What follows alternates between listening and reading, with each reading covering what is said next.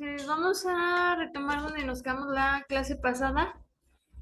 Que en la clase pasada terminamos de ver la definición de presión. Y voy a regresar tantito.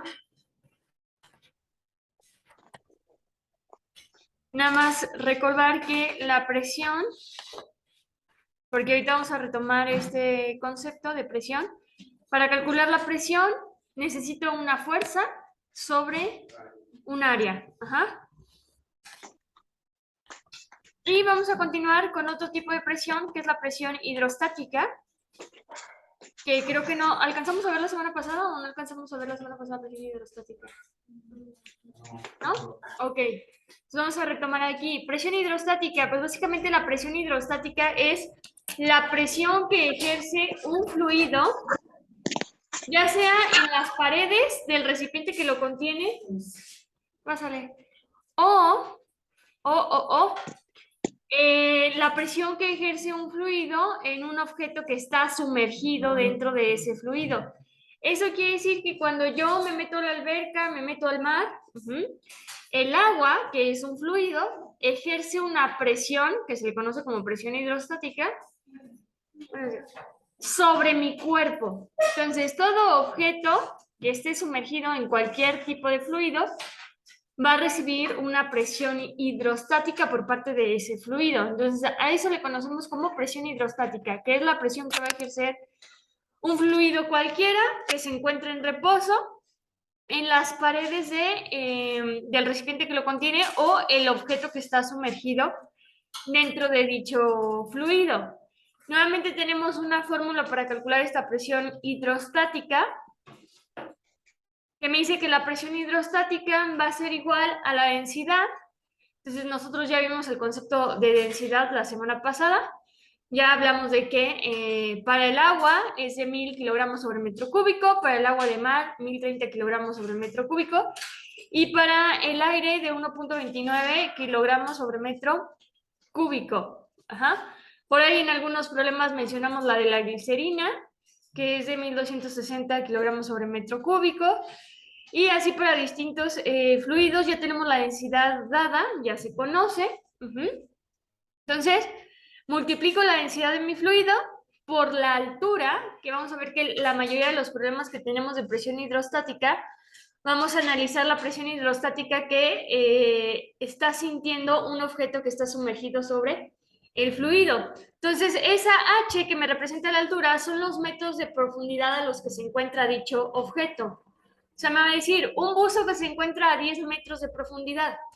Esa H son esos 10 metros, de altura, de profundidad que está mi objeto. Y por último, lo multiplicamos por la gravedad, que ya conocemos el valor de la gravedad, que es 9.8. Lo hemos utilizado en otras fórmulas y acuérdense que para toda fórmula que tenga esa G, que significa gravedad, vamos a utilizar el valor de 9.8 metros sobre segundo al cuadrado. No va a cambiar, vuelvo a repetir, puede llegar el caso, pero es muy raro que me diga que la situación se está dando en otro planeta. Y en ese caso me va a dar la gravedad de dicho planeta. Si no, es casi 100% que siempre vamos a utilizar el valor de 9.8 metros sobre segundo al cuadrado.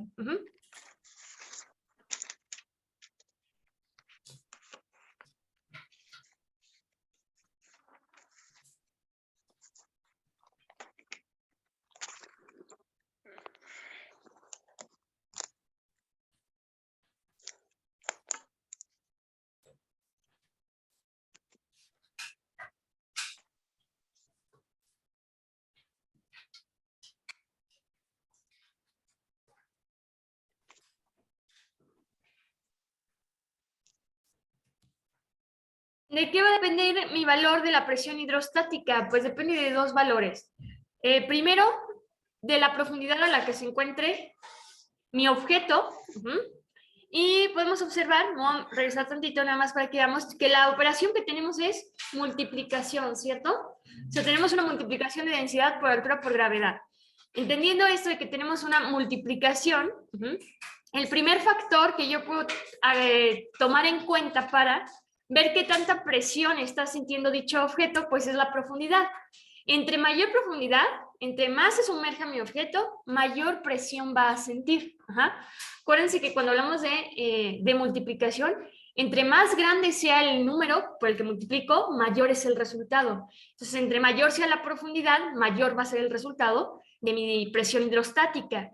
Igual sucede con la densidad absoluta. Entre más densidad tenga mi fluido, mayor va a ser el resultado de la presión hidrostática. Entonces, a mayor profundidad de presión hidrostática, mayor presión va a sentir nuestro objeto que esté sumergido.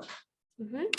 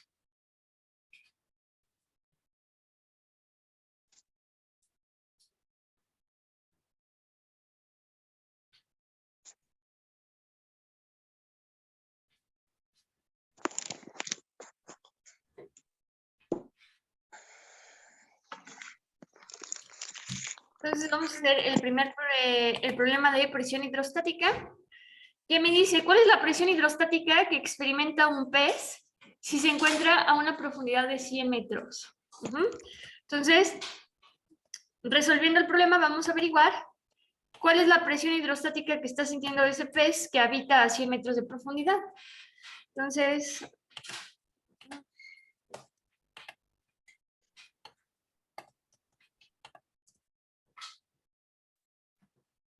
me voy a pasar al pizarrón.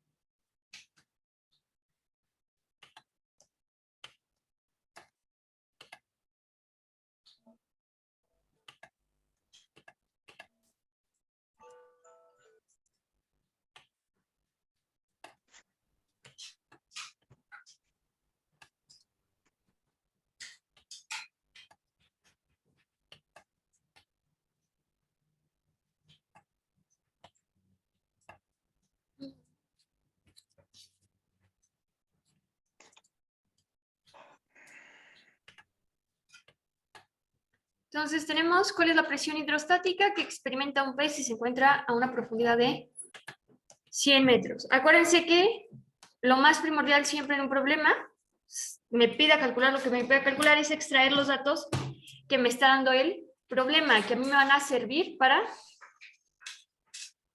Entonces vamos a hacer nuestra lista de datos. ¿Qué datos me da el problema? Los 100 metros de profundidad, que sería la H.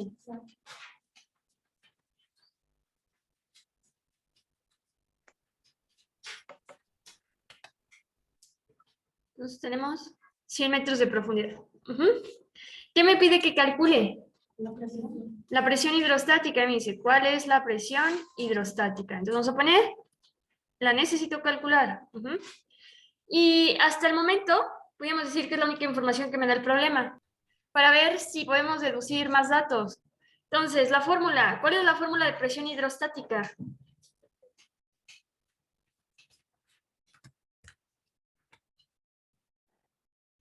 A la densidad, por la altura, ¿por qué más? Por la gravedad. Entonces ahí tengo la fórmula. Únicamente tengo la H. ¿Dónde va a vivir el pez? En el mar, o en el océano. Entonces, yo sé que la 30 metro cúbico. Eso nosotros lo dedujimos de interpretar en qué fluido se encuentra. Ajá, entonces ya tenemos este. Y me falta la gravedad. ¿Cuánto vale? Metros sobre Segundo al cuadrado. Ajá. Metros sobre segundo al. Tenemos el valor de la gravedad. Ahora sí, ya tengo todos los datos que necesito para calcular la presión hidrostática, ¿cierto?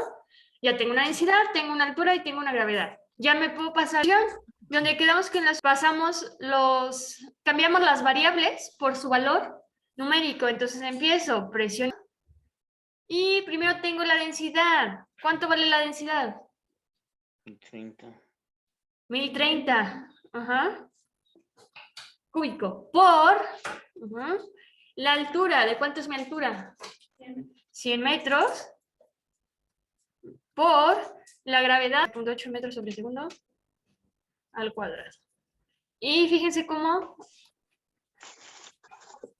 donde está el azul, puse el valor numérico del azul, donde está el morado, el valor numérico del morado, y lo único que me falta pues es la operación correspondiente, o sea, multiplicar 0.8, y ya con eso nosotros obtenemos el resultado de la presión hidrostática.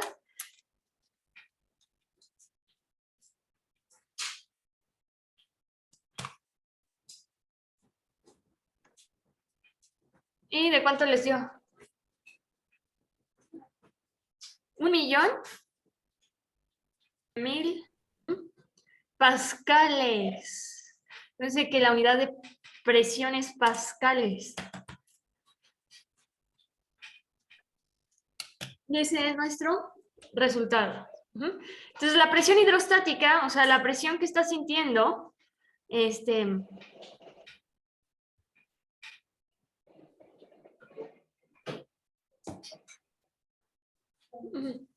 la presión que está sintiendo nuestro pez, que se encuentra a 100 metros de profundidad del mar, es de 1.009.400 pascales. Ajá. La presión que está ejerciendo el agua de mar sobre el pez es de 1.009.400 pascales.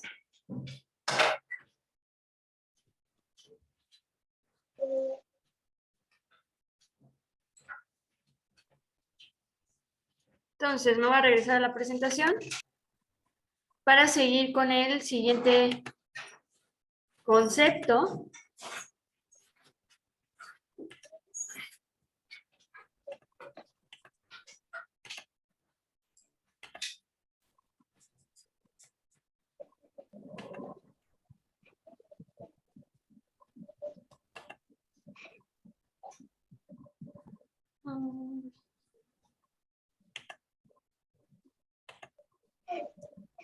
Entonces ahí tenemos los 1.009.400 pascales. Vámonos con los dos siguientes conceptos, que es presión atmosférica y presión total o absoluta. Entonces, quedamos que todo fluido ejerce presión. Entonces, yo les mencioné en un inicio que dentro de los fluidos tenemos a los gases y a los líquidos. Y dentro de los gases, tenemos uno de los más importantes y más abundantes, que es el aire, que básicamente lo encontramos en nuestra atmósfera.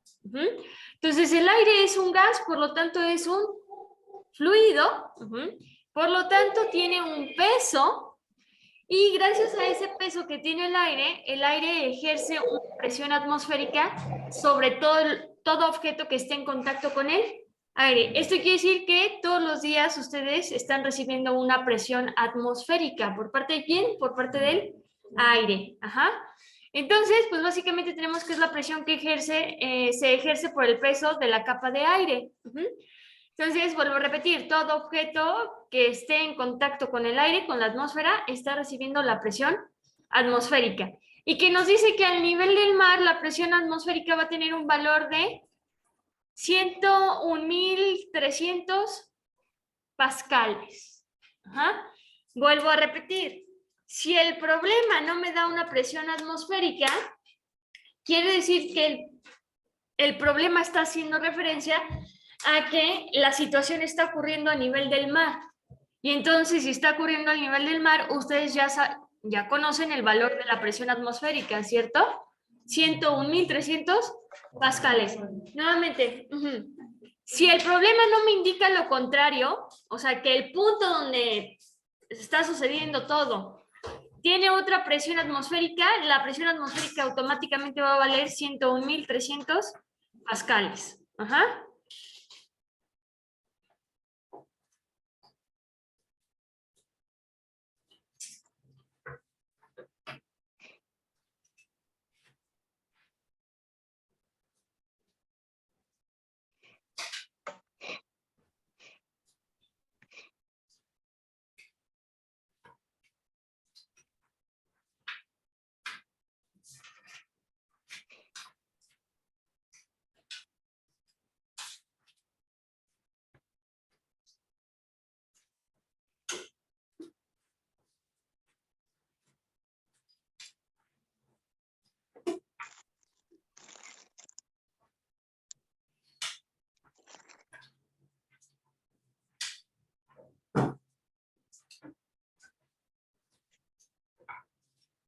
Y luego el siguiente concepto que tenemos es la presión total, que hay veces que tenemos objetos que se encuentran bajo las dos presiones. ¿Cuál puede ser un ejemplo? Cuando me meto a la alberca. Entonces me meto a la alberca y una parte de mi cuerpo siente la presión hidrostática. ¿Por qué? Porque está dentro de agua. Ajá. Y la otra parte del cuerpo siente la presión atmosférica. Ajá. La presión que recibo por parte del aire. Entonces, ¿qué sucede en estos casos cuando el objeto alcanza a sentir las dos presiones o a recibir las dos presiones? Pues que entonces surge el concepto de presión total o presión absoluta, que básicamente sería sumar la presión atmosférica que está recibiendo, más aparte la presión hidrostática que está recibiendo. Y nada más hacer hincapié que ese densidad Hg lo tomé de su fórmula de presión hidrostática. ¿Sí queda claro eso? Su fórmula de presión hidrostática es densidad por altura por gravedad. Hay de dos en este tipo de problemas. Que me dé directo la presión hidrostática, o sea, que yo no la tenga que calcular, o sea, que me diga, la presión hidrostática es de tantos pascales y que entonces yo solamente tengo que hacer la suma. O el caso en el que me dé los datos para yo calcular la presión hidrostática. Entonces, primero calculo la presión hidrostática y después hago la sumatoria. Ajá.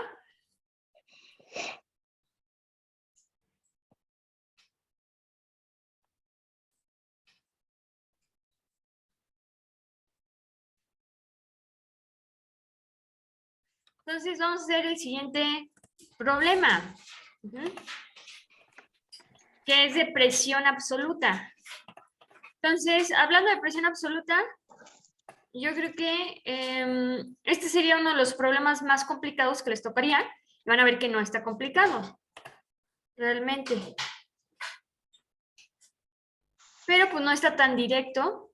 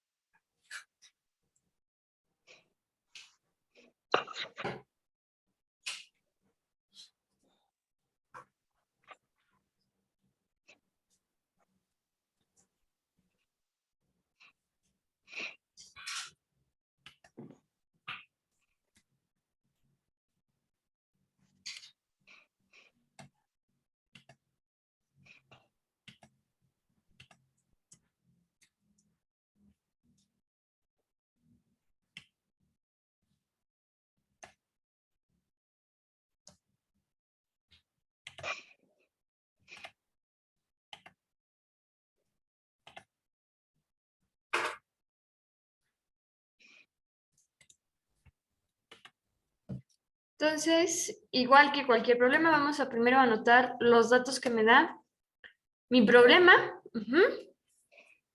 Analizar qué me pide el problema para entonces seleccionar la fórmula que vamos a utilizar. Entonces, ¿qué datos me da el problema? ¿Qué datos pueden identificar ustedes?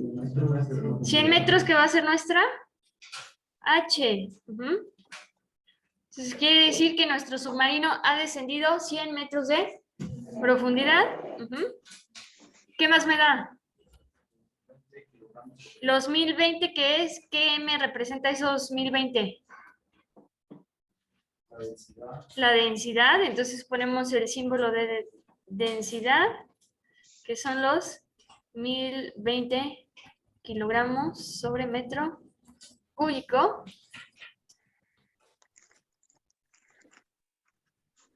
Y al parecer son hasta el momento los únicos dos valores numéricos que me da el problema. Ajá, ahorita que hagamos el análisis, vamos a ir sacando otros datos numéricos que ustedes ya tienen, que ya conocen. ¿Y qué es lo que me pide que calcule? La presión absoluta. Ajá, entonces yo necesito... Como es presión, se mide en pascales. Se me dice la presión absoluta que experimenta en su superficie exterior. Esto quiere decir que se sumerge 100 metros, pero con esos 100 metros no alcanza a entrar completamente debajo del agua, entonces hay cierta superficie exterior que todavía queda en contacto con la atmósfera. Por eso hay que calcular la presión absoluta. Entonces me paso por acá. Vamos a anotar la fórmula. De las fórmulas que hemos visto, ¿cuál es su fórmula de presión absoluta? Presión absoluta es igual a hidrostática, que a su vez puedo tener presión absoluta es igual a densidad por altura por gravedad, porque quedamos que esto es exactamente lo mismo que esto. ¿Me da directamente la presión hidrostática? No, ¿verdad? O sea, no me está diciendo, la presión hidrostática es de tanto, por lo tanto la vamos a tener que calcular. Ajá. ¿Qué datos me faltan para calcular la presión absoluta? Me falta la presión atmosférica, ¿cierto? ¿Y cuánto vale la presión atmosférica? 100.300. Lo deben de tener por ahí anotado, lo acabo de pasar en la diapositiva. Eran los 101.300 pascales. Ajá, esa es la presión atmosférica. Entonces ya tengo mi presión atmosférica y para mi presión hidrostática, ¿tengo la densidad? Sí. ¿Tengo la H? También. ¿Qué me falta? La gravedad. ¿De cuánto es la gravedad? 9.8. 9.8 metros sobre superficie. No me estoy inventando esos valores, son valores ya constantes y que con la práctica ustedes van a ir memorizando. Que si la presión atmosférica es de 101.300, que la gravedad siempre va a ser de 9.8. Entonces, ahora sí ya tengo todos los datos necesarios. Me paso a la sustitución. Y ponemos presión absoluta. Es igual a la presión atmosférica. ¿Cuánto vale la presión atmosférica?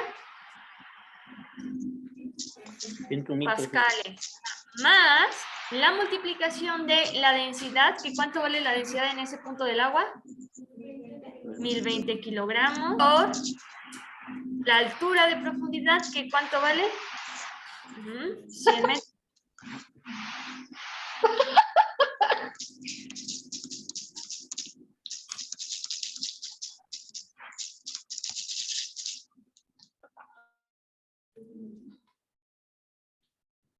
Entonces son 100 metros, ajá, por la gravedad, que ¿cuánto vale? Metros sobre el segundo al cuadrado. Entonces, a la hora que lo meten a su calculadora, tenemos de dos opciones. Ajá. Primero hacer la multiplicación y luego hacer la sumatoria, o si lo quiero hacer de corrido, meto los 101.300 por, ajá, no es cierto, más, abro paréntesis, por ahí búsquenle sus paréntesis, y vamos a poner 1020 por 100 por 9.8, cierro el paréntesis. Acuérdense que aquí es bien importante cuando utilizamos la calculadora el uso de los paréntesis, porque si no, entonces, aunque tenga bien mi análisis, el resultado va a estar incorrecto, porque la calculadora no va a estar haciendo las operaciones en el orden adecuado. Ajá, entonces le picamos igual y les debe de salir 1.100.900. Entonces... Maestra, una pregunta. La equivalencia es la que pregunta de 101.300.000. 300, ¿ese es el equivalente a la atmósfera? ¿Es lo que vale? La presión atmosférica, sí, a nivel de mar. ¿A nivel de mar? Es que aquí nos había dicho es lo mismo. ¿Es lo mismo? Uno, punto, nada más que uno está con notación científica y el otro no. El que tienen de 1.013 por 10 a la quinta, a la 5, es exactamente lo mismo. Esta es notación científica. Esto quiere decir, la notación científica sirve para expresar cantidades muy grandes o muy pequeñas. Ajá. ¿Para qué? Para evitar tanto dígito. Ajá, acuérdense, entre la cantidad sea más pequeña, necesito más dígitos, o sea que sea 0.0000000001. Para evitar todos esos ceros se utiliza la notación científica. Entonces, también igual, entre más grande sea el número, más dígitos tengo, ¿no? Entonces, este 1.013 que les di la semana pasada por 10 a la 5 es igual al 101,300 pascales. ¿De qué va a depender? Si tengo calculadora científica, yo puedo utilizar el de 1.013. Si no tengo calculadora científica, su calculadora del teléfono celular viene muy limitada y no viene la notación científica. Entonces yo necesito utilizar el 101,300. ¿Por qué? Porque mi calculadora no me va a permitir meter este dato numérico. Pero básicamente, esta notación científica, vamos a quitarle el por 10, ahí está. ¿Cuánto vale el exponente? ¿Vale? 5 y es positivo. Esto quiere decir que voy a recorrer 5 veces el punto decimal hacia la derecha. Eso es la notación científica. Entonces, 1, 2, 3, 4, 5. Y relleno con 0 si me da el 101,300. Es exactamente lo mismo, nada más que uno está en notación científica y el otro está ya expresado sin notación científica. Ajá. Entonces, valen exactamente lo mismo. En muchos libros lo van a encontrar con la notación científica. Ustedes ya saben que sin la notación científica son 101,300. Ajá. Y que utilizamos el 101,000 porque, como no todos tenemos calculadora científica, ese 1.013 por 10 a la 5 no la puedo meter en mi teléfono celular. Entonces, aquí anotamos el resultado de que la presión absoluta nos había salido de 1.100.900.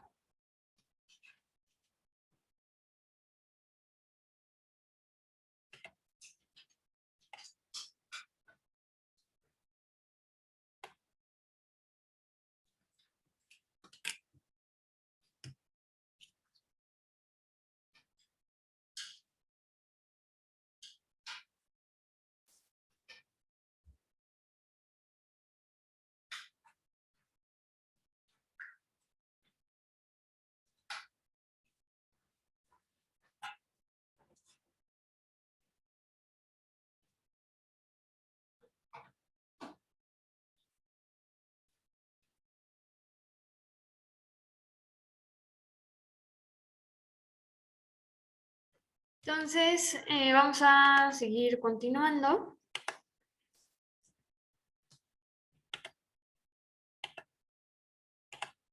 Ahí está nuestro resultado.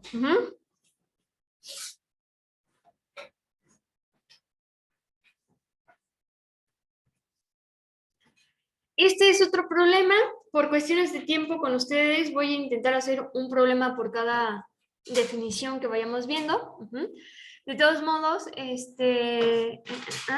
voy a ver si es posible que les van a hacer llegar la presentación donde vengan todos los problemas para que entonces ustedes practiquen por su cuenta. Si se fijan, este problema que tengo aquí todavía es más sencillo porque dice calcular la presión absoluta cuando la presión hidrostática es de 240 pascales.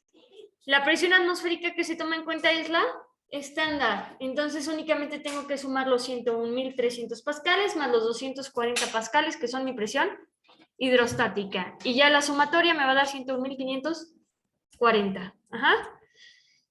Vámonos con el principio de Pascal. Y aquí ya un poquito se empiezan a complicar las cosas.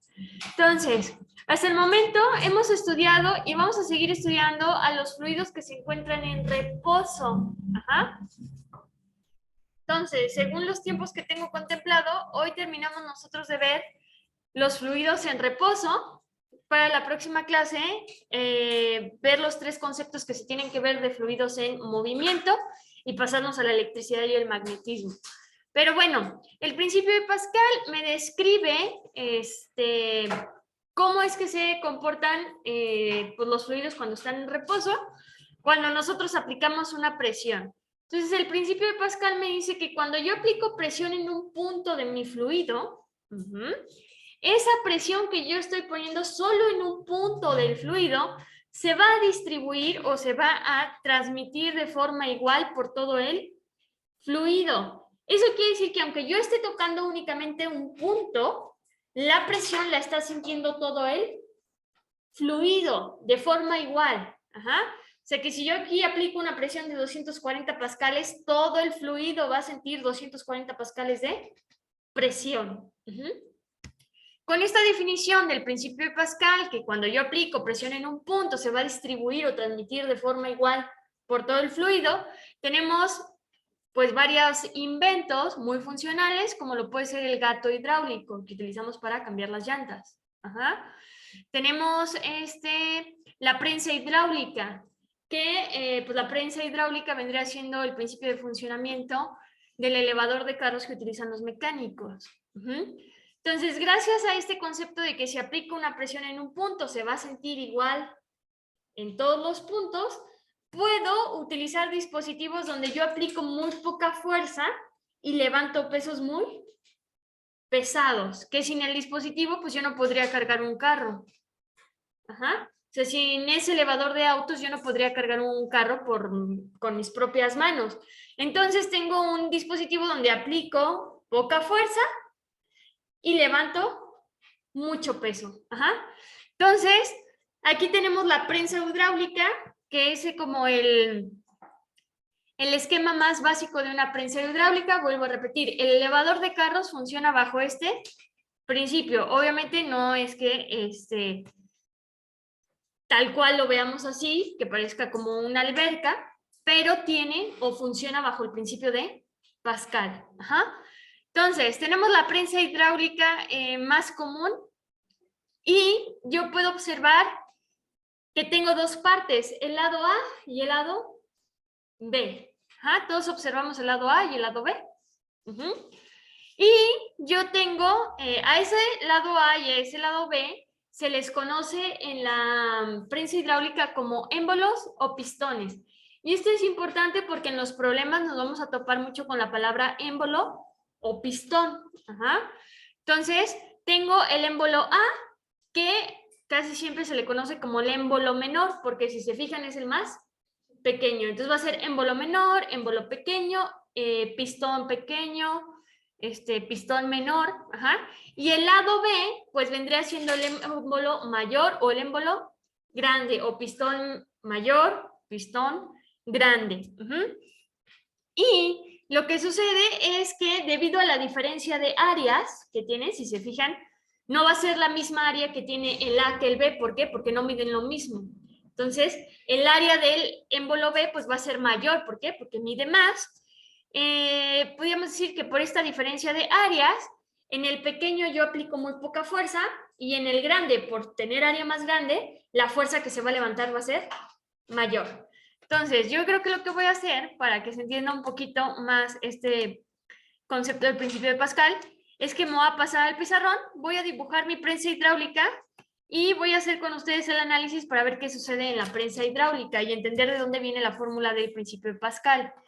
Entonces, tengo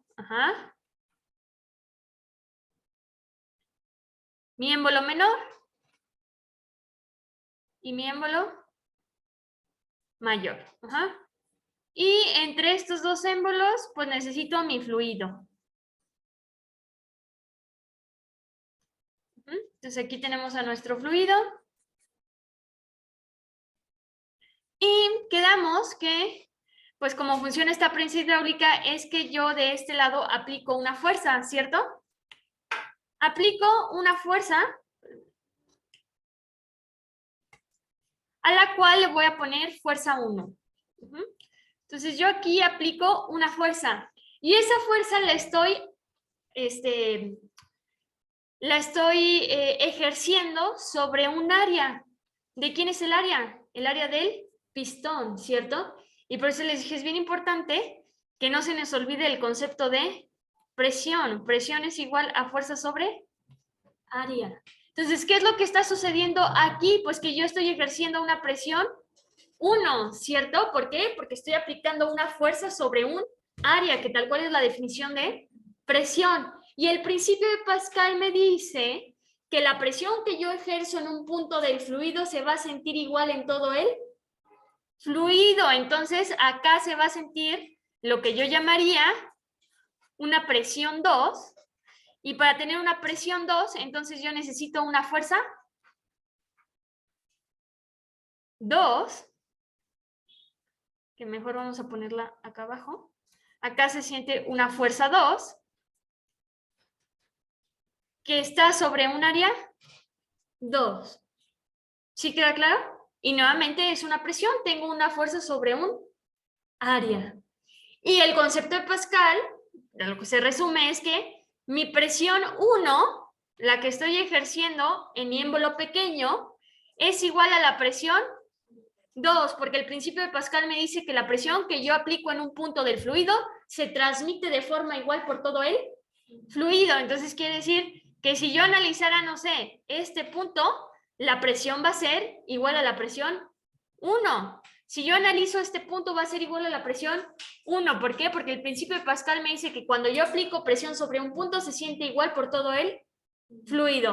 Entonces es la misma presión que se siente aquí, que se siente acá. Entonces yo puedo decir que la presión 1 es igual a la presión 2. La presión que se siente del lado A la que se siente del lado B. Y ahora lo que voy a hacer es que esta fórmula de presión la voy a sustituir por esto. Presión 1, pues la presión 1 va a ser igual a la fuerza 1 sobre el área 1. Es exactamente lo mismo. ¿Por qué? Porque acá tengo que la presión es igual a fuerza sobre área. Son lo mismo. Entonces, presión 1 es igual a la fuerza 2 sobre el área 2. Y entonces tenemos que, en fórmula, a esto se resume mi principio de Pascal. ¿Qué va a suceder? Pues que los problemas de principio de Pascal todos vienen muy similares. Entonces siempre les va a decir una prensa hidráulica que tiene un émbolo pequeño con tanta área, y que se le aplica una fuerza de tantos newtons. Si el émbolo mayor tiene X área, ¿cuánto peso va a levantar? Entonces, todos los problemas me van a hablar de un émbolo mayor y de un émbolo menor. Aquí la cuestión es que en los problemas siempre me van a dar 3 datos. Y el cuarto yo lo tengo que calcular. Entonces puede ser que me pregunten la fuerza 1, que me pregunten el área 1, que me pregunten la fuerza 2 o que me pregunten el área 2. Cualquiera de esos 4 datos es el que me va a faltar. Los otros 3, el problema me los va a dar. Entonces, antes de pasarme nuevamente a la diapositiva, pues podríamos decir que una de las partes más complicadas del principio de Pascal es el despeje de la fórmula. O sea, fíjense aquí, no tengo despejada ninguna variable, ¿cierto? Si me pide la fuerza 1, aquí vamos a empezar. La primera opción que yo tengo es que el problema me pida el valor de la fuerza 1. Necesito dejar solo la fuerza 1. ¿Qué le estorba? El área 1. Entonces la voy a pasar del otro lado de la ecuación. Si está dividiendo, la paso multiplicando. Entonces me quedaría fuerza 1 es igual a la fuerza 2 por el área 1 que pasé multiplicando sobre el área 2. Y entonces ya puedo calcular la fuerza 1, ¿cierto? Acuérdense, el problema me da 3 datos. ¿Qué 3 datos me va a dar? La fuerza 2, el área 1 y el área 2. Y con eso yo puedo calcular la fuerza 1. El segundo caso es que me pide que calcule la fuerza 2. Entonces vamos a despejar a la fuerza 2. ¿Qué le estorba a la fuerza 2? El área 2. ¿Y qué está haciendo esa área 2? Dividiendo. ¿Cómo la vamos a pasar para el otro lado de la ecuación? Multiplicando. Entonces me queda fuerza 1 por área 2, que pasé multiplicando, sobre el área 1. Si me piden la fuerza 2, ¿qué fórmula voy a utilizar? La segunda. Aquí tengo fuerza 1. Acá tenemos fuerza 2. Me faltan 2 despejes. Me falta despejar a A1 y a A2, ¿cierto? Entonces, para A2, no es cierto, ya es la número 3. Para A2 voy a utilizar la fórmula que tengo aquí arriba. A2 lo tengo aquí abajo, ¿cierto? Necesito mandarlo para arriba, entonces lo voy a mandar para el otro lado multiplicando, ¿cierto? Entonces, fíjense, primer paso, me queda fuerza 1 por área 2 es igual a fuerza 2 por área 1. Este lo mandé multiplicando para subirlo. Ajá. Y ahora, ¿quién le estorba al área 2? La fuerza 1. Y esa fuerza 1 está multiplicando, lo vamos a pasar. Ahora sí, la fórmula me quedaría área 2 es igual a fuerza 2 por área 1 sobre área, no es cierto, sobre fuerza, si estoy despejando, ajá, sobre fuerza 1. Entonces, esta fórmula sería para cuando me piden área 2. Y la cuarta, que vamos a despejar al área 1. Ajá. Y para esto vamos a utilizar esta fórmula. El área 1 la tengo abajo, necesito pasarla para arriba, entonces la voy a pasar por el otro lado multiplicando, está dividiendo, la pasamos. Entonces me queda fuerza 2 por área 1 es igual a fuerza 1 por área 2. ¿Quién le estorba? Fuerza 2, que la está multiplicando, lo vamos a pasar. Fuerza 2. Y entonces esta es la fórmula que voy a utilizar si es que me llegara a pedir que calcule el área 1. Ajá. Ya teniendo estas 4 fórmulas despejadas, el principio de Pascal se hace más sencillo. Ajá. ¿Por qué? Porque ya no voy a tener que despejar, porque a veces en el despeje se nos cuatrapea y el despeje nos queda mal. Ya teniendo el despeje, únicamente es ponerme bien atento de qué me está pidiendo que calcule el problema. Ah, me está pidiendo que calcule el área 1, entonces me voy a mis fórmulas y veo en dónde tengo despejada el área 1. Ah, es la que tengo en amarillo, entonces voy a utilizar esa fórmula. Entonces, con esto,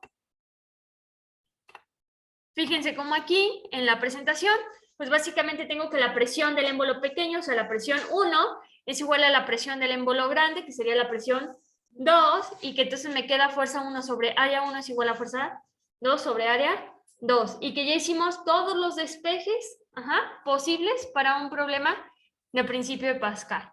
Entonces, vámonos al primer problema, que está medio largo. Déjenme ver si traigo por ahí uno más pequeño. No. Vámonos con este primero. Dice, un elevador de automóviles que se emplea en un taller, no es cierto, ¿sí era este el primero? Sí. Entonces, a ver. Vamos a hacer este.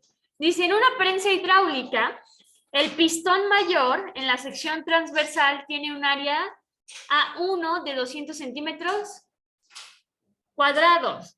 Y el área transversal del pistón pequeño es A2 igual a 10 centímetros cuadrados. Si una fuerza de 200 newtons se aplica al pistón pequeño, ¿cuál es la fuerza en el pistón grande? Entonces, básicamente me dice que tengo una prensa hidráulica, me da las dos áreas, ¿cierto?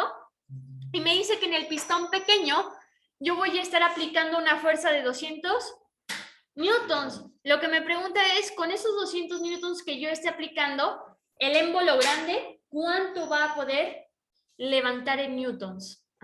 ¿Cuánto peso va a poder levantar? Para yo darme una idea, ¿qué tanto peso le puedo poner a mi prensa hidráulica y que me lo levante? Entonces, espérenme tantito, lo voy a copiar y pegar en el pizarro.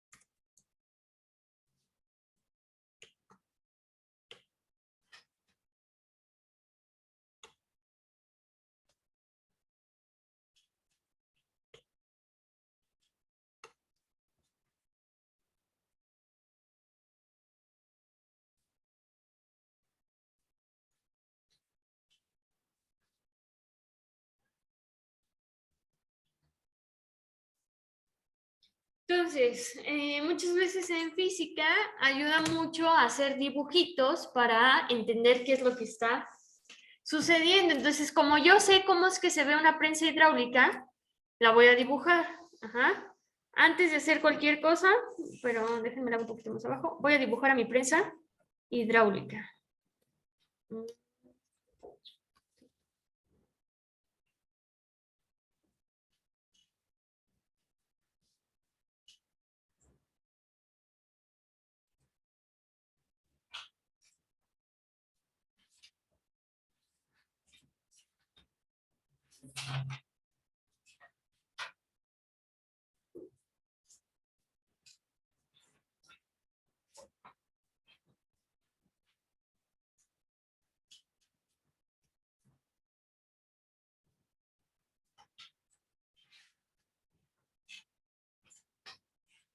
Ahí tengo mi prensa hidráulica.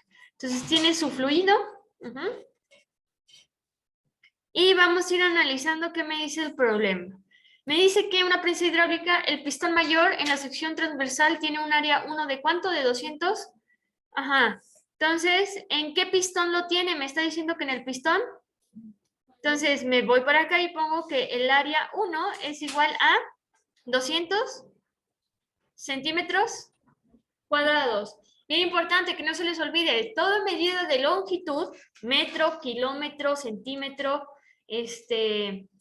pulgada, pie que esté elevado al cuadrado, lo que me representa es un área. Metro cuadrado es área, centímetro cuadrado es área. Ajá. Entonces me dice que el área 1 de mi pistón grande es de 200 newtons. Y el área transversal del pistón pequeño, entonces acá tenemos nuestro pistón pequeño es de... Entonces para nuestro pistón A2 es igual a 10 centímetros cuadrados. Me dice, si una fuerza de ¿cuánto? De 200 newtons se aplica ¿en dónde? Entonces me voy a mi pistón pequeño y pongo la fuerza que se aplica, que sería la fuerza, aquí me faltó ponerle, que es el área 2. Entonces aquí va a ser la fuerza 2, porque tiene que ir área y fuerza del pistón pequeños juntos. Ajá, entonces va a ser fuerza 2 igual a 200 newtons. Y entonces aquí pues ya se estaría generando una presión 2, ¿cierto? Estoy aplicando una fuerza sobre un área. Y el problema me pregunta que, ¿cuál es la fuerza en el pistón? Entonces básicamente necesito saber ¿cuánto vale la fuerza? 1. Ay, ¿por qué aquí puse 2? Fuerza 1, ¿por qué fuerza 1? Porque estamos hablando del área 1. Entonces, aquí a mí me interesa saber ¿cuánto vale la fuerza? 1. ¿Cuánto va a levantar este pistón? Y entonces aquí pues tendríamos una presión 1, porque la 2 ya la puse acá, no sé qué trae. Una presión 1. Entonces, es extraer los datos, ya nada más los enlisto donde tengo que fuerza 2 es igual a 200 newtons, centímetros cuadrados, el área 1 es igual a 200 centímetros, interrogación, newtons. ¿Qué otra cosa es importante? Ver las unidades. Mi área 1 está en centímetros cuadrados y mi área 2 también está en centímetros cuadrados. ¿Los puedo dejar en centímetros cuadrados? Sí. ¿Por qué? Porque ambos son centímetros cuadrados. Si uno tengo en metros cuadrados y otro centímetros cuadrados, ahí uno lo tengo que convertir. Tienen que estar en la misma unidad elevada al cuadrado. Si las dos están en metros cuadrados, bien. Si las dos están en centímetros cuadrados, bien. Si las dos están en kilómetros cuadrados, bien. Si tengo una en centímetros cuadrados y otra en metros cuadrados, entonces sí hay que hacer conversión de unidades. Me voy a la fórmula. ¿Por quién me está preguntando el problema? Entonces, váyanse a sus 4 fórmulas. Aquí me voy a subir tantito. ¿Cuál de estos 4 voy a utilizar? Fíjense, la 4, ¿a quién tengo? No, La es primera. uno. Es la primera, porque ¿quién me interesa conocer? A la fuerza 1. El problema me está preguntando por la fuerza 1, entonces agarro la fórmula 1 donde tengo despejada la fuerza 1. Entonces, por ahí si me la pueden dictar, es fuerza 1 es igual a por área 1 sobre...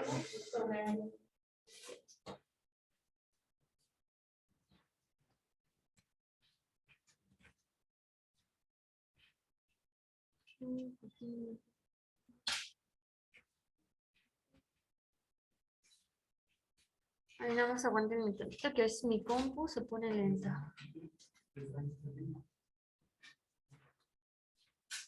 Ahí está. Fuerza 1 es igual a 2. ¿Tengo el valor del área 2? Sí, aquí está.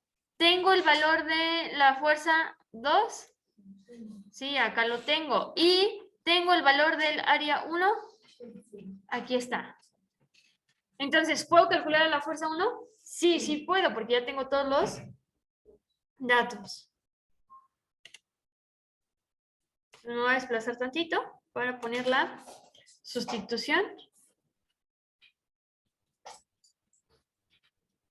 Ponemos fuerza 1 es igual a la fuerza 2 que vale 200 newtons por el área 1 que vale 200 centímetros cuadrados sobre el área 2 que vale 10 centímetros cuadrados. Y ya nada más lo que tenemos que hacer es multiplicamos 200 por 200 y le pico a mi calculadora igual. 40,000. Y ahora sí, ese 40,000 lo divido entre 10, que es el área que tengo por ahí abajo. 4,000. 4,000 newtons. Eso quiere decir que en mi prensa hidráulica, si yo en mi primer émbolo aplico una fuerza de 200 newtons, voy a alcanzar a levantar un peso de hasta 4,000 newtons.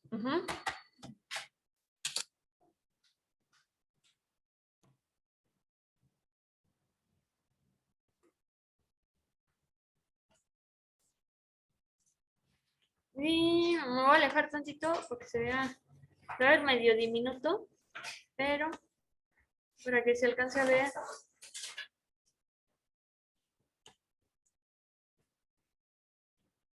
Todo el procedimiento.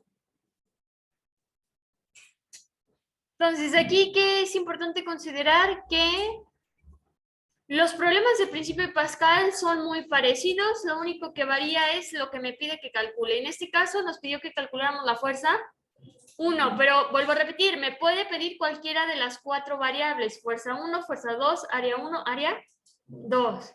Lo importante es identificar datos y la fórmula de las 4 fórmulas que despejamos, ¿cuál voy a utilizar?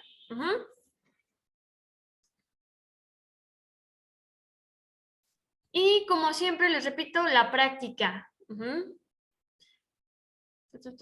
Y me voy a pasar por acá donde tenemos el resultado de 4,000 newtons. Vamos a pasarnos al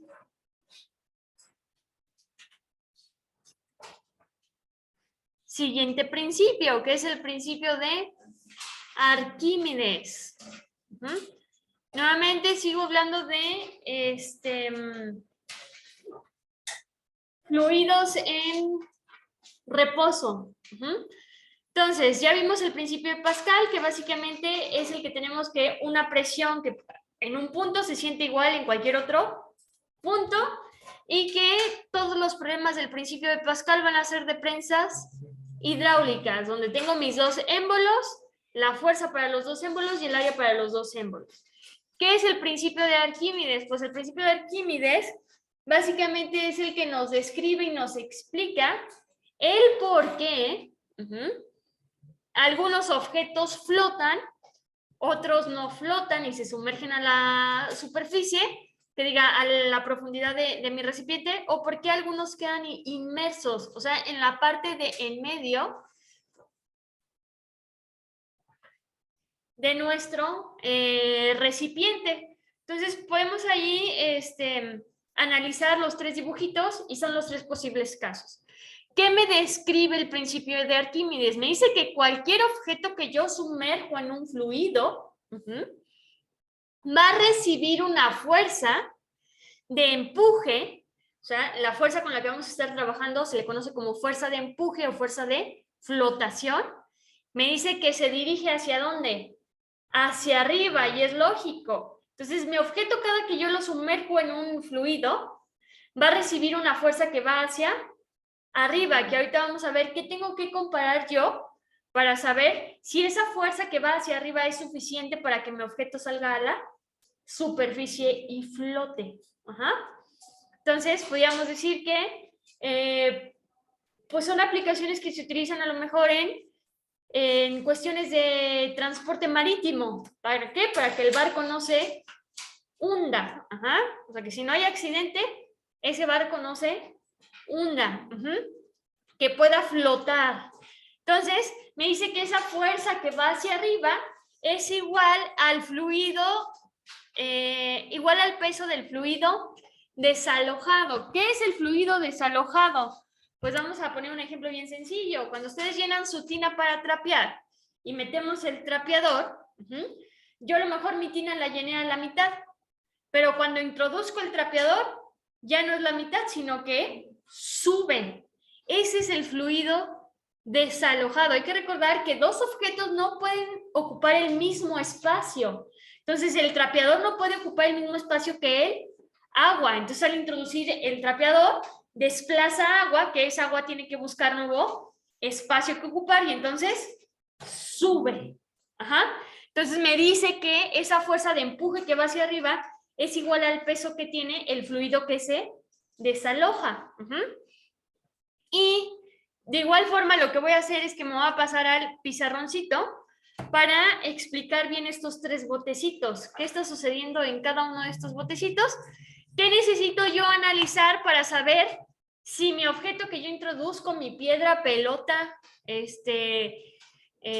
patito de hule, lo que sea que yo introduzca al agua, si es que se va a hundir o va a flotar?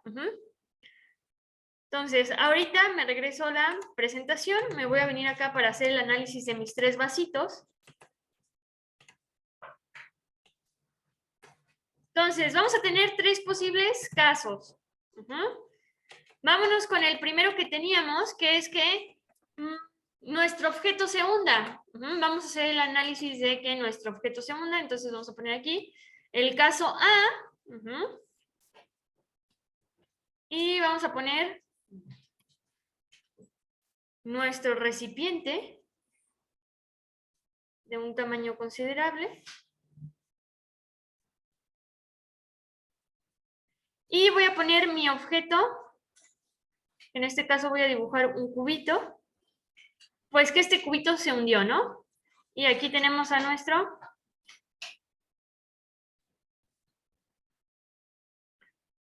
fluido. Entonces, yo les dije que siempre que introducimos un objeto a un fluido, hay una fuerza que se le conoce como la fuerza de empuje o fuerza de flotación que va hacia arriba. Entonces aquí tengo mi empuje. Y una cosa bien importante que ustedes deben de considerar es que nosotros y cualquier materia, o sea, que quedamos, bueno, no quedamos, pero hago el recordatorio para los que no han llevado química, que la materia es todo aquello que ocupa un espacio y que posee una masa. Entonces, nosotros somos materia, el cubito que tengo ahí es materia, el mesabanco es materia, y toda materia tiene un peso, que este peso, que en física se representa con W, es igual a la masa por la gravedad. Y ese peso siempre ejerce una fuerza hacia abajo. Por eso yo les digo que nosotros somos objetos o personas que siempre estamos generando presión. Yo tengo mi peso, que mi peso es mi masa por gravedad, y mi peso va hacia abajo, es una fuerza que va hacia abajo. Si yo estoy sentada en la silla, estoy sobre un área, ¿cierto? Entonces estoy ejerciendo una fuerza sobre una presión. Entonces, como es materia, pues tiene su peso y la fuerza del peso siempre va hacia abajo. Entonces, así como tiene el empuje, también tiene su peso. Entonces, todo objeto que está sumergido en un fluido tiene dos fuerzas que están interactuando en él, que es la de empuje y el peso. Ajá. Entonces, con estas dos fuerzas que interactúan es donde voy a hacer el análisis. Entonces, ¿qué necesito que suceda para que mi objeto se vaya a la superficie? Pues vamos a imaginar un escenario, ¿no? Supongamos que por X o por Y, dos compañeros se empiezan a pelear por el mesabanco. Y entonces ambos empiezan a jalar el mesabanco. Entonces, el caso para que el mesabanco se recorra para acá es que el compañero que está de este lado aplique mayor fuerza, ¿cierto?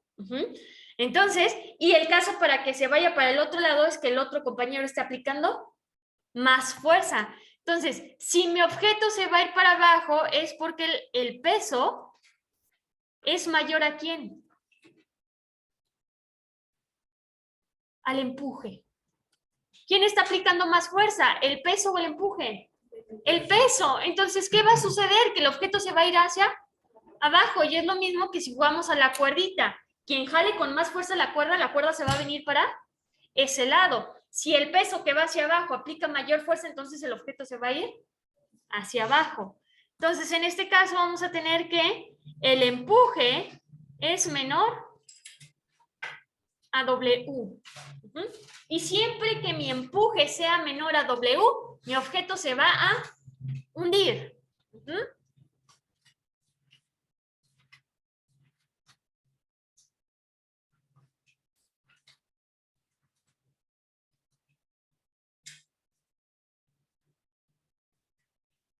Vámonos con el segundo caso.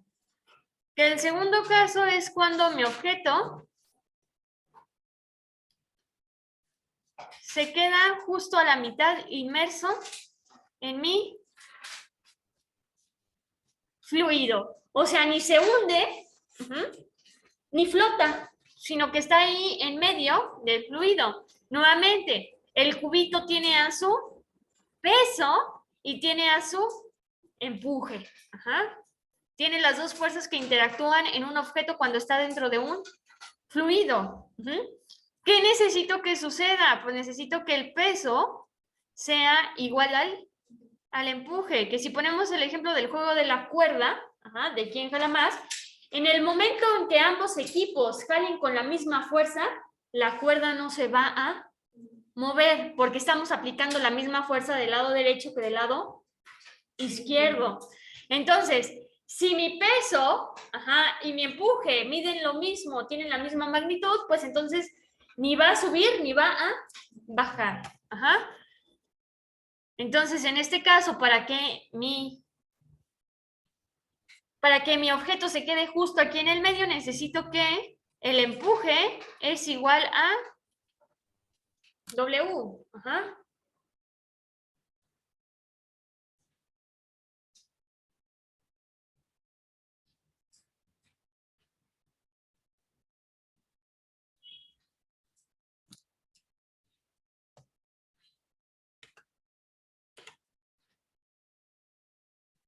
Y nos vamos al caso C.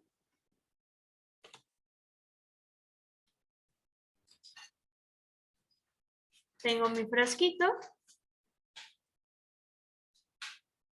Y ahora lo que vamos a tener es que nuestro cubito sí sale a la superficie.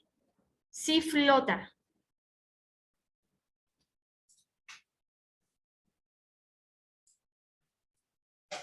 Entonces, nuevamente, este cubito que flota tiene su empuje y tiene su peso.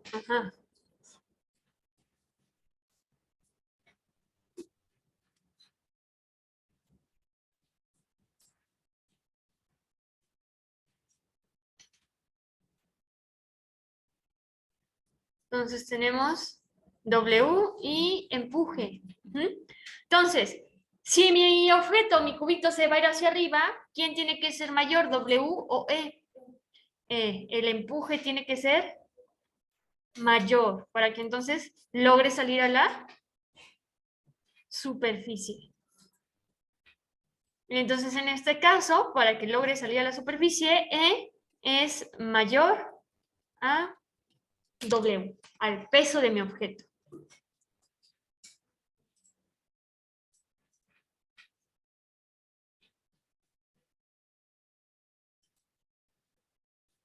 Y entonces con esto surgen dos fórmulas para poder calcular al empuje. Ajá. A esta E que tenemos por aquí. ¿Por qué? Porque ustedes ya saben que W es igual a masa sobre masa por gravedad. Ajá. Pero casi siempre les va a dar el peso, o sea que ya no hay que calcularlo. Entonces, fíjense, la primera fórmula que tenemos es que el empuje, ajá, nuestro empuje, que a final de cuentas es una fuerza, ¿cierto? Entonces se va a medir en newtons. Acuérdense, newtons es la unidad para medir fuerza. Siempre que hablemos de fuerzas va a ser newton. Es igual a W0, que W0 es el peso del objeto.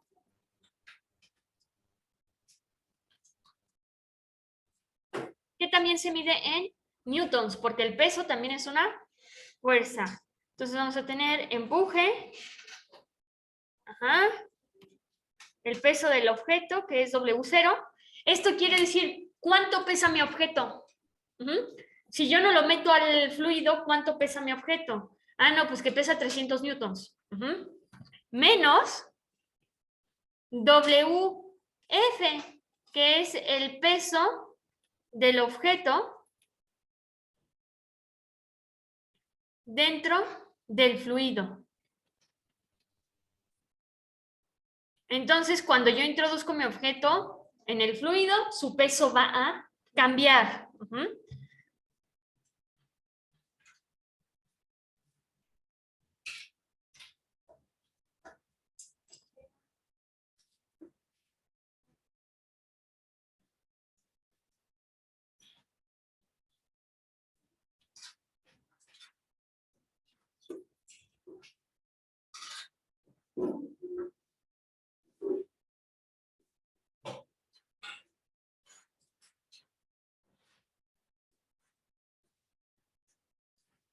Y la otra fórmula que tenemos es que el empuje, nuevamente, en newton, a la densidad de fluido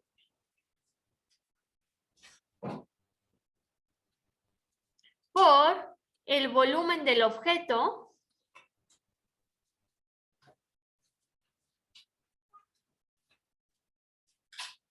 por la gravedad. ¿De qué va a depender qué fórmula utilice? Pues de los datos que me dé el problema, únicamente. O sea, si el problema me está dando estos dos datos, pues utilizo la primera fórmula. Si el problema me está dando la densidad o me está diciendo que es agua, y yo sé que la densidad del agua es 1000 kilogramos sobre metros cúbicos y me da el volumen del objeto que yo estoy introduciendo, yo sé que la gravedad vale 9.8, pues entonces utilizaré la segunda fórmula donde tenemos que empuje es igual a mi densidad del fluido por el volumen del objeto por la gravedad.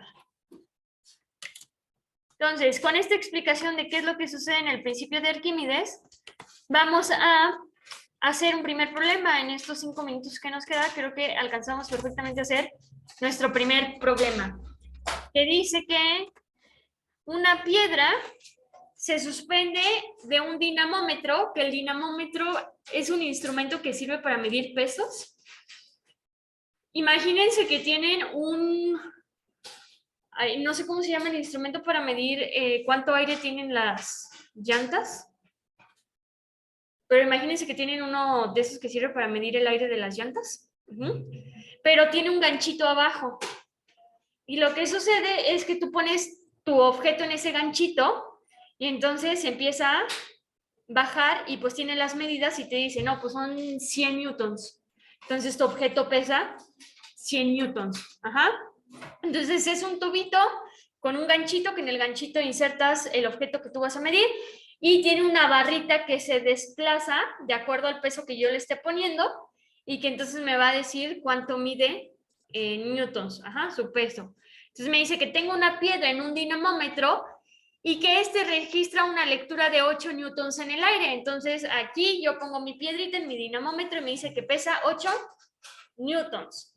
Y me dice que cuando la sumerjo en agua, entonces tengo una tina y ahora la meto en la tina y ahora mi dinamómetro me va a marcar 4.6 newtons. Me dice inciso A, ¿cuánto vale la fuerza de empuje? Inciso B, ¿el objeto va a flotar o no va a flotar? Entonces lo copio.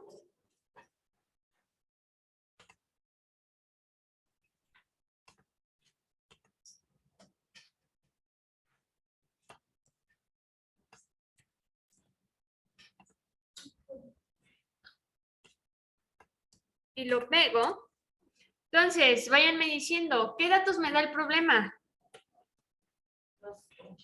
Los 8 newtons. ¿Y ustedes qué creen?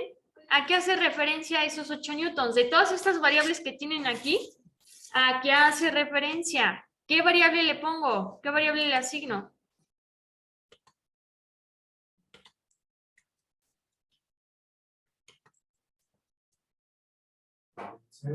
W0. Es el peso de mi objeto fuera del fluido, es W0. Entonces acá abajito en mis datos vamos a poner, espérenme tantito, que W0 son mis 8 newtons.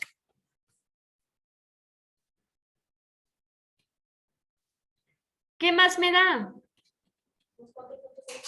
Los 4.6 newtons. ¿Y esos 4.6 newtons qué variable me representan? WF, que es cuando mi piedra ya la introducí en el fluido. Entonces es el peso de mi objeto dentro del fluido. WF es igual a 4.6 newtons.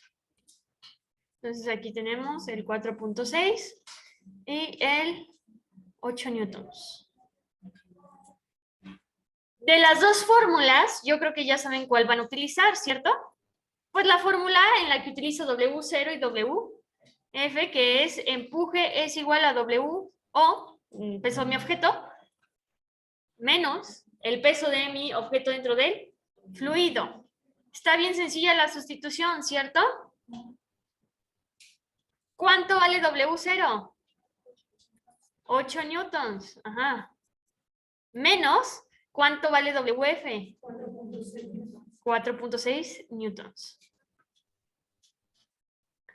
¿Y cuánto me da 8 menos 4.6? 3.4. Entonces, la fuerza de empuje va a ser de 3.4 newtons.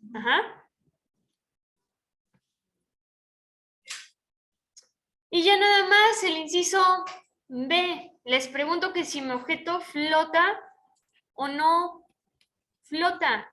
¿A quién tengo que comparar con quién? Quedamos que es W contra la E, ¿cierto? Entonces, ¿cuánto vale W? W fuera del agua.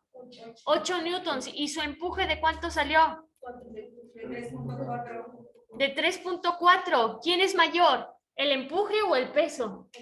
El peso. La fuerza que va hacia abajo. Entonces se va a hundir. Por lo tanto, no flota. Vuelvo a repetir. ¿Qué tengo que hacer? Comparar a W. Mi W fuera del agua. Contra el empuje. Que en los diagramitas que hacia abajo y el empuje va hacia arriba. Y entonces quedamos que en el caso en el que el empuje es menor a W, lo que sucede es que se hunde. Entonces no va a flotar. Entonces, le vamos a dejar hasta aquí. La próxima clase vamos a retomar en el principio de Arquímedes utilizando la otra fórmula para calcular el empuje. Terminando ese problema del principio de Arquímedes, nosotros terminamos con los fluidos en reposo. Nos vamos a pasar a los fluidos en movimiento y entonces vamos a ver cómo calcular la velocidad de un fluido. Vamos a ver por ahí un principio que me describe el comportamiento que tienen los fluidos cuando van en movimiento. Y terminado eso, pues nos pasamos a electricidad y magnetismo y vamos a empezar a trabajar con voltajes, resistencias, no sé si venga por ahí algo de capacitancia. Entonces, hasta aquí le dejamos y continuamos el próximo domingo.